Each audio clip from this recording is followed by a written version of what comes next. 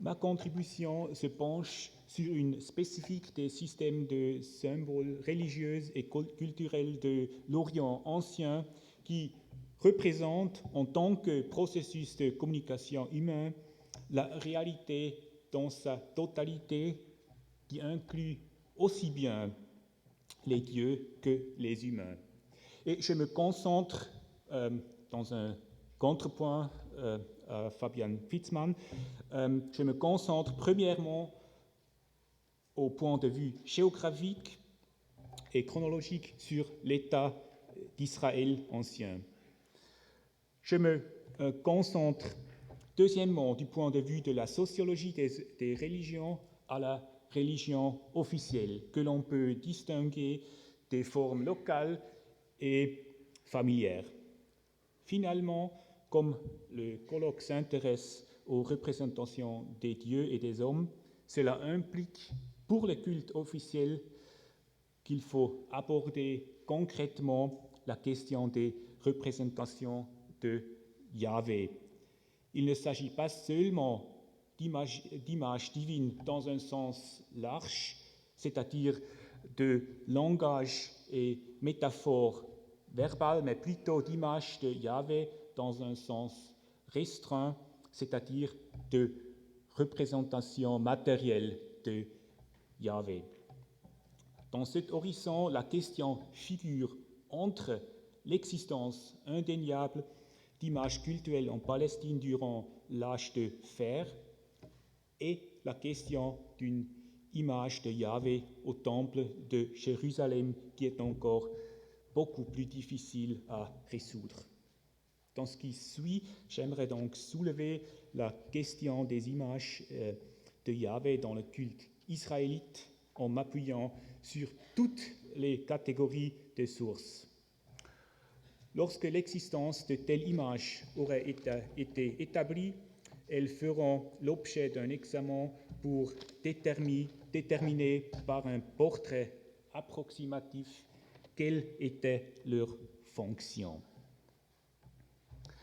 Parce qu'on n'a pas déterré à ce jour, comme vous le savez, des statuts matériels pour le culte d'État israélite, ce sont les sources textuelles et iconographiques néo-assyriennes de même que les témoignages bibliques qui nous offrent les indices les plus sûrs.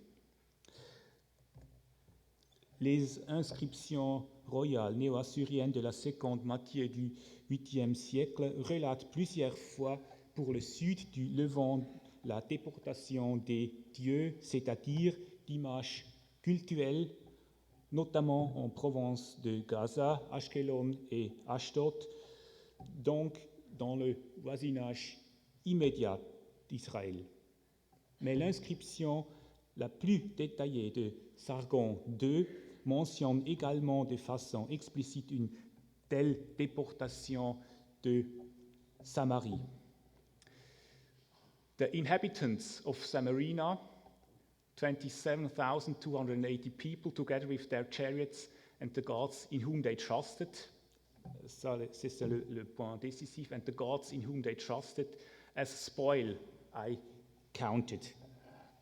Il est clair que Sargon caractérise l'élite de la nation déportée à l'aide de son équipement militaire et religieux de pointe. Donc, d'une pointe de vue néo-assyrien, les dieux importants pour la ville et l'État étaient déportés.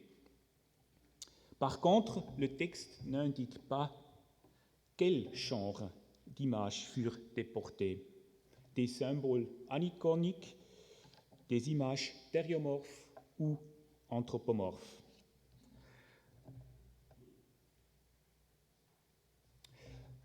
Ce témoignage épigraphique trouve un appui dans certaines découvertes iconographiques, même si on ne peut pas affirmer avec certitude qu'elles ont un lien direct avec Samarie. Une image instructive que nous connaissons maintenant déjà très bien est le célèbre bas-relief du palais central à Nimroud qui fait Probablement, Christoph Uehlinger l'a discuté, référence à une campagne contre la ville philistine de Gaza et son roi Hanoun en 734.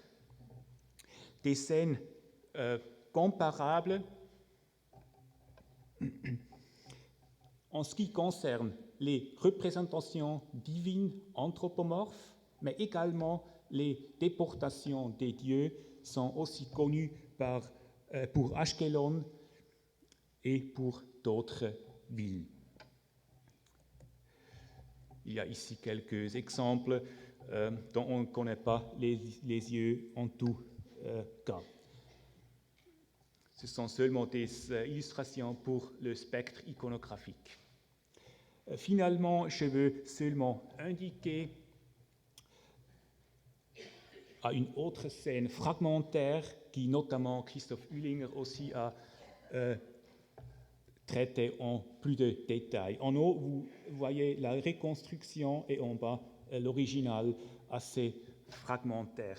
Et c'est la raison pourquoi c'est très difficile à interpréter cette description. En tout, le témoignage des sources primaires établi en relatant la déportation d'images divines de Samarie, leur existence. Puis, nous pouvons ajouter les références bibliques, même si elles sont souvent tentées de polémique. Lorsqu'on examine les références bibliques au culte d'État d'Israël, tout d'abord, il est important de jeter un coup d'œil sur le célèbre passage 1 Roi 12 qui raconte comment Jéroboam jette les fondements à Bethel et à Dan d'un culte d'État propre, pour lesquels des images divines doivent être fabriquées. C'est le célèbre vers qui Fabian Fitzmann a déjà mentionné. Après le roi Jéroboam le premier demanda conseil et il fit 2 jeunes taureaux d'or et il leur, ça veut dire au peuple, dit: vous êtes montés assez longtemps à Jérusalem, voici tes dieux Israël qui t'ont fait monter Allah dans le Hiphil du pays d'Égypte. Et il monta à l'autel, voilà ce qu'il a fait à Bethel, sacrifiant un jeune taureau qu'il avait fait. Le passage est reconnu comme ayant été considérablement retravaillé par une rédaction deutéronomiste. Toutefois, ou l'on pourrait même dire justement, cette polémique permet de discerner les contours de l'histoire de la religion au début de la royauté d'Israël, en particulier à l'égard du culte et des offrandes au Dieu Yahvé. Au Dieu Yahvé symbolisé et représenté par des images de jeunes taureaux. À mon avis, ce qui est décisif pour la discussion, c'est la pragmatique du texte. Ici, c'est le deuxième point. La polémique deutéronomiste ne peut avoir un impact que si elle est substantiellement liée à des faits réels, au moins à l'époque de la fin de la royauté, et n'est donc pas entièrement inventée. Quelle que soit la définition précise du terme égel, jeune taureau, comme j'ai traduit, ou petit veau, la pointe deutéronomiste ne fonctionne qu'en assumant un culte de Yahvé tauromorphe qui peut être caricaturé par les deutéronomistes.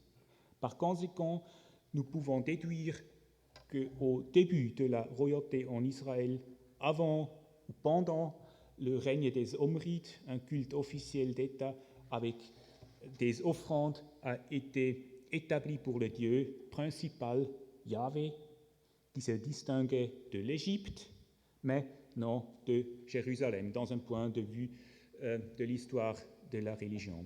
Dans ce culte, Yahvé était adoré sous la forme thériomorphe d'une image de taureau jeune symbolisant une force indomptable. Les notices bibliques présentent également une situation comparable pour Samarie. 1 roi 12, c'est à Bethel et à Dan. 1 roi 16 est décrite une situation comparable pour Samarie. Selon ce texte, Omri, le fondateur de la dynastie, fonda aussi Samarie comme capitale du royaume. Ensuite, son fils Achab y fit construire un temple. Et c'est Achab qui alla et servit Baal et se prosterna devant lui, et il éleva un autel à Baal dans le temple de Baal. C'est en fait, sans aucun doute, le temple de Yahvé qu'il avait bâti à Samarie. Malgré la polémique deutéronomiste disqualifiée Omri et Achab catégoriquement du point de vue historique et religieux, tout parle en faveur d'une congruence avec la situation à Bethel décrite si haut. Cela est confirmé par un coup d'œil sur un troisième texte du prophète Osée, le jeune taureau de Samarie. Car Osée critique pareillement le culte officiel de nouveau de Samarie, qu'il décrit précisément comme celui à Bethel selon 1 roi 12. Ça veut dire Yahvé a rejeté ton jeune taureau Samarie. Oui, en pièces sera mis le jeune taureau de Samarie. Le jeune taureau de Samarie fait clairement référence à une statue de Yahvé comme celle décrite en 1 roi 12. Osée critique aussi cette pratique comme étant erronée. Comme 13.2 en témoignait d'une façon très expressive. On dit alors aux Assabim, aux idoles, on dit à leur sujet, ceux qui sacrifient des hommes ou ceux qui sacrifient aux hommes, c'est un accusatif ou un datif, ceux qui sacrifient des hommes embrassent les jeunes taureaux. Embrassent les jeunes taureaux. Osée reprend donc la distinction entre Yahvé et sa représentation matérielle en statut tauromorphe, et il l'accente au point d'en faire un contraste. À cause du comportement fautif des hommes, Yahvé s'est distancié fondamentalement des images de taureaux et les a même rejetées, sanach. Le culte n'a plus aucune prise sur Yahvé, selon Osée, mais dispose seulement de jeunes taureaux que l'on embrasse et à qui on fait des offrandes. Cette critique spécifique semble être une innovation du prophète, mais je peux seulement indiquer cette thèse. Nous pouvons donc conclure que la critique théologique d'Osée ne fonctionne elle aussi qu'en supposant un culte officiel bien établi où Yahvé était présent et pouvait être adoré sous la forme d'une statue de jeune taureau. Les sources présentées nous permettent maintenant de tracer un portrait plus ou moins précis du culte officiel d'Israël sous 3 aspects. Où et quand? Au niveau de la religion officielle d'Israël qui était liée étroitement au roi, il y avait des statues de Yahvé dans les villes d'importance. Pour la capitale Samarie, les témoignages convergents des inscriptions des textes bibliques et possiblement de l'iconographie rendent cette thèse irréfutable. Elle s'applique à l'époque de la fin de la royauté en Israël, quoique les sources bibliques semblent indiquer un établissement déjà sous les Omrides. Quant à Beth-El, ce lieu à longue tradition cultuelle où se trouvait un temple de Yahvé, il faut également y postuler l'existence d'une ou de plusieurs images cultuelles de Yahvé. Quoique les débuts de l'adoration de Yahvé demeurent incertains à cet endroit. L'inauguration biblique sous Jéroboam I ou Jéroboam le premier est une projection de la situation sous Jéroboam II qui qualifiait le royaume du Nord ab ovo. C'est le point décisif de repositionner le texte de Jéroboam II à Jéroboam le premier. La qualification du royaume du Nord ab ovo. Et c'est ça qui disqualifie dans la version deutéronomiste exactement la royauté d'Israël. Finalement, on peut supposer la même chose pour Dan et pour d'autres villes, même s'il nous manque des indications concrètes pour ces villes. Deuxième point, la forme. Les sources mentionnées indiquent tout d'abord qu'il y avait non seulement des représentations matérielles aniconiques, mais aussi des images iconiques de Yahvé au niveau du culte officiel. Néanmoins, les sources divergent sur la question de savoir s'il s'agissait d'une représentation anthropomorphe ou thériomorphe de Yahvé. Alors que l'iconographie représente clairement des divinités anthropomorphes, quoique sans référence explicite à Samarie ou à une autre ville israélite, la référence au dieu de Samarie dans l'inscription de Sargon II permet les deux interprétations, thériomorphes ou anthropomorphes.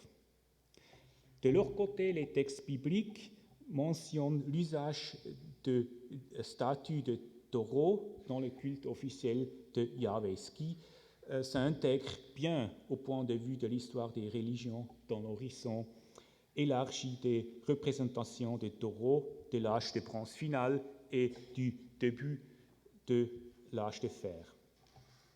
L'interprétation la plus prudente, à mon avis, est la supposition de Christian Frevel, selon laquelle Yahvé était représenté par des images de taureaux à Bethel, Dan, Samarie et ailleurs, et adoré dans le cadre du culte officiel avec ces mêmes images, ce qui est compatible avec toutes les indications que nous avons tirées des sources. Mais il ne faut pas postuler une exclusivité, je pense.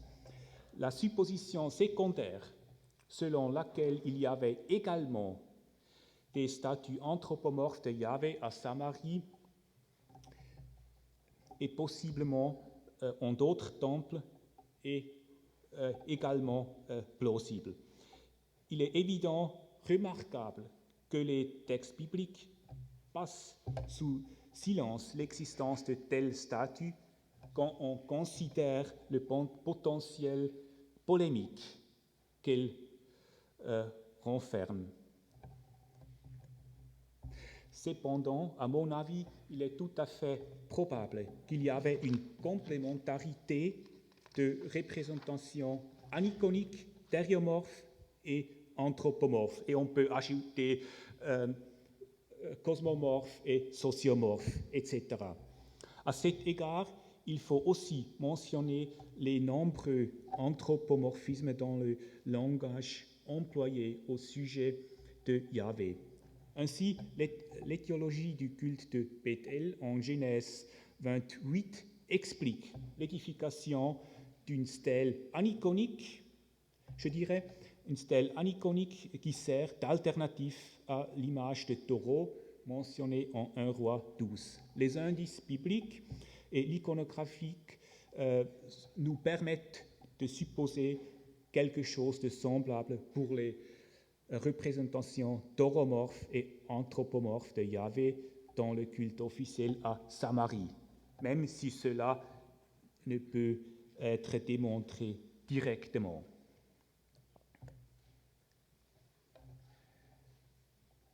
On peut ensuite distinguer, et il faut ensuite distinguer entre les formes de représentation par rapport à leurs caractéristiques spécifiques, leur expressivité et leur potentiel d'utilisation.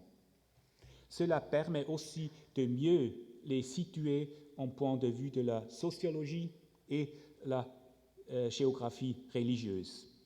Sans oublier les iconographies de Yahvé en concurrence. Ça, c'est l'autre côté.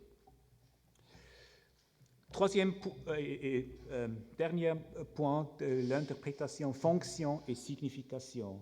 La fonction constitutive de l'image cultuelle thériomorphe est de rendre présente la divinité. La notion d'une présence divine concrète et agissant avec puissance est évidemment essentielle pour le fonctionnement de toutes les pratiques cultuelles, et on trouve une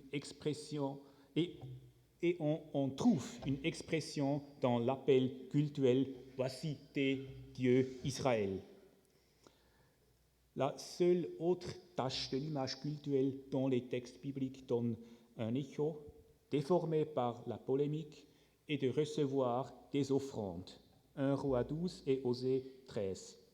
Pour d'autres fonctions, par exemple en rapport avec la dynastie royale ou avec l'ordre mondial, etc., nous ne disposons pas d'indices suffisants.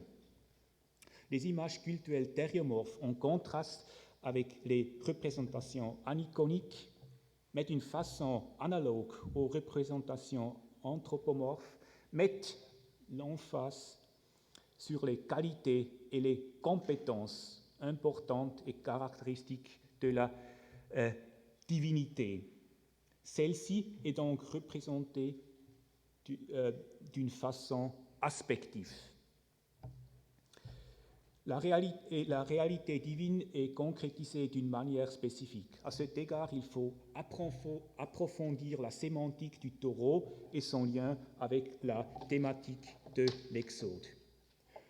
Pour ce qui est de la sémantique, les sources, surtout iconographiques, mais également textuelles au Levant, témoignent d'une symbolique dominante de la puissance et de la force pour les motifs de taureau, alors que la fertilité qui est exprimée avec d'autres motifs reste marginale.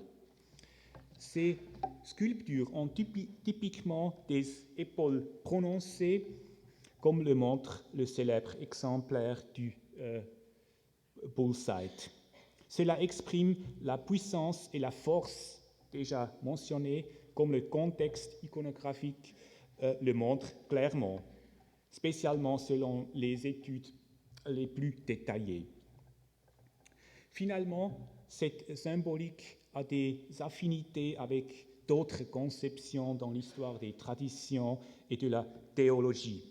D'une part, Klaus Köhnen a remarqué que cette symbolique de puissance et de force s'harmonise bien avec le Dieu originel d'Israël, El, le combattant et le régnant, qui a de toute évidence joué un rôle déterminant dans le processus de formation sociale et religieuse et politique d'Israël, et qui était déjà auparavant lié étroitement au motif du taureau au point de vue iconographique. D'autre part, la thématique de l'Exode, telle qu'on la trouve dans les textes bibliques, en particulier en 1 Roi 12, s'intègre bien dans ce contexte, car elle est liée explicitement au jeune taureau représentant Yahvé, si ceux-ci ont fait sortir Israël du pays d'Égypte. La tradition de l'Exode présente Israël comme ayant été libéré par Yahvé du contrôle étranger du pays d'Égypte. Ainsi, la symbolique du taureau, qui signifie traditionnellement la force et la puissance, également politique, reçoit un sens spécifiquement israélite, car elle est associée au mythe fondateur d'Israël. Il est à noter que l'accent est mis sur l'affranchissement de la suprématie politique d'Égypte, alors que l'émancipation tout aussi dramatique de Jérusalem en 1 roi 12, que l'on doit sans doute attribuer à la perspective deutéronomiste, est totalement ignorée. Dans l'ensemble, la puissance et la force du jeune taureau est donc associée à Yahvé et interprétée comme symbolisant la mise en œuvre du pouvoir de Yahvé pour libérer de l'Égypte et donner un fondement à l'État israélite, ce qui fait de Yahvé, en forme de jeune taureau, le Dieu d'État Israël. Je vous remercie pour votre patience et attention.